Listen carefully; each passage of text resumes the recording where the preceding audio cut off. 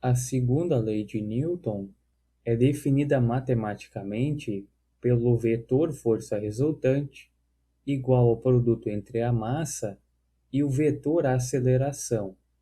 A força resultante que age sobre um corpo é igual ao produto da massa do corpo pela sua aceleração.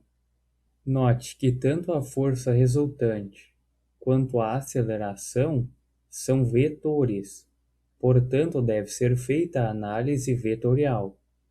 Aplicando a equação para cada um dos eixos, geralmente chamados de x, y e z, a componente x da força resultante é igual à massa do corpo vezes a componente x da aceleração, e assim é feito no eixo y e no eixo z. Então, o primeiro passo é desenhar o diagrama de corpo livre do objeto analisado para ser possível obter as componentes das forças que atuam sobre ele. Como primeiro exemplo, tem-se um bloco que sofre a ação da força F e o seu movimento é dificultado pelo atrito entre o bloco e o solo. A força peso do bloco, chamada de Fp, aponta verticalmente para baixo, conforme a definição da física. O contato do bloco com a superfície gera uma reação perpendicular, ou seja, de 90 graus com ela. Por isso é chamada de força normal e é representada pelo termo Fn. A força de atrito, chamada de Fat, exerce uma força oposta ao movimento. Então, se o bloco pode se mover para a direita, a força de atrito aponta para a esquerda. Para aplicar a segunda lei de Newton, deve-se considerar um sentido como positivo, mas não há uma regra padrão. Porém, na maioria das vezes, para cima é o sentido positivo do eixo y e para a direita, o sentido positivo do eixo x. A decomposição vetorial da força F é feita observando que o vetor e suas componentes formam um triângulo retângulo. Na componente em que o ângulo está colado, usa-se o cosseno, e o seno na componente oposta ao ângulo.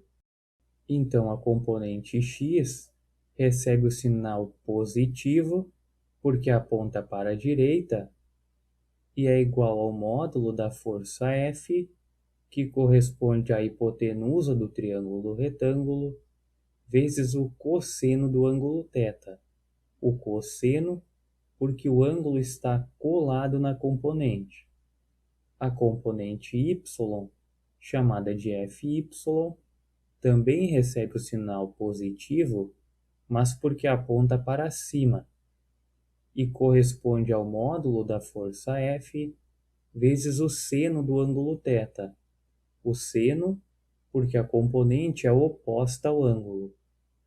Então, realizando o somatório das forças em cada eixo, no eixo y, tem-se as componentes y da força normal e da força peso.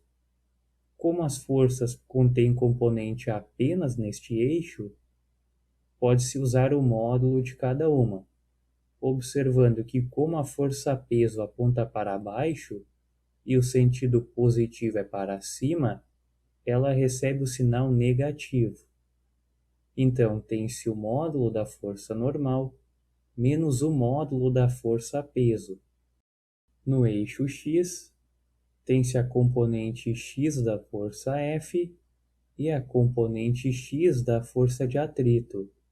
Como a componente x da força de atrito aponta para a esquerda, ela recebe o sinal negativo. E como possui componente apenas neste eixo, usa-se o módulo da força. Então, o módulo da força F vezes o cosseno de θ menos o módulo da força de atrito. Como segundo exemplo, tem-se um bloco sobre um plano inclinado contendo atrito. Novamente, a força peso do bloco aponta verticalmente para baixo. Porém, neste caso, para facilitar os cálculos, o eixo x pode ser considerado ao longo do plano inclinado. Portanto, o eixo y não aponta exatamente na vertical, porque o ângulo entre os semi-eixos de x e y vale 90. E note que se o eixo x fosse horizontal, a força peso estaria apenas no eixo y, conforme o exemplo anterior. Então, gira-se o eixo y, um ângulo θ, no sentido anti-horário, conforme o desenho, porque essa é a inclinação do plano. A decomposição vetorial da força-peso é feita novamente observando que o vetor e suas componentes formam um triângulo retângulo. Então, a componente x da força-peso recebe o sinal negativo porque aponta para baixo do plano, sendo esse o sentido negativo, e corresponde ao módulo da força-peso vezes o seno do ângulo θ. O seno do ângulo, porque a componente é oposta a ele. A componente y também recebe o sinal negativo, mas porque aponta para baixo, e corresponde ao módulo da força-peso vezes o cosseno do ângulo θ. O cosseno, porque a componente está colada no ângulo. O contato do bloco com o plano inclinado gera uma reação perpendicular à superfície, a força normal. Note que a força normal está apenas no eixo y, o que não seria possível se o eixo fosse considerado na vertical. E a força de atrito, novamente, exerce uma força oposta ao movimento.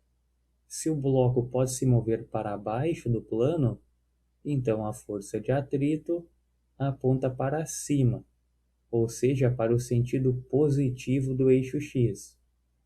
Realizando o somatório das forças em cada eixo, no y, tem-se as componentes y da força normal e da força peso.